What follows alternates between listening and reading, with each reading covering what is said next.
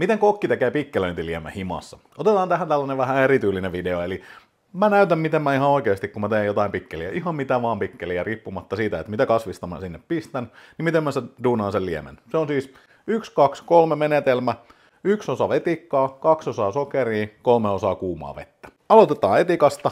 Jos pistää puoli desiä etikkaa, punaviinietikka toimii esimerkiksi johonkin punasipuliin tai muuhun sellaisiin, mihin haluaa vähän lisäväriä. Riisiviinietikka on vähän miedompi. Omenaviinietikka käy kaikkeen mahdolliseen. Kun tekee sen pari kertaa mitan kanssa, niin sen jälkeen sä tiedät suurin piirtein mitkä ne määrät on ja yleensä pääsee tosi lähelle. Desiverran sokeria, pari desiä kuumaa vettä. Vedenkeitin on se virallinen. Välillä kun mä laiskottaa, niin mä saatan oikeasti ottaa sen suoraan hanasta kuumimmalla mahdollisella. Mä oon jotenkin nähnyt sen niin, että mä siihen kuole. Vesi on kuumaa, niin se sokeri sulaa sinne.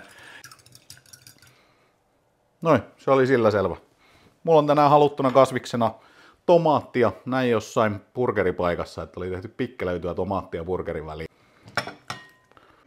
Katsoo, että ne peittyy. Ja pienenä lisänä meinasin unohtaa.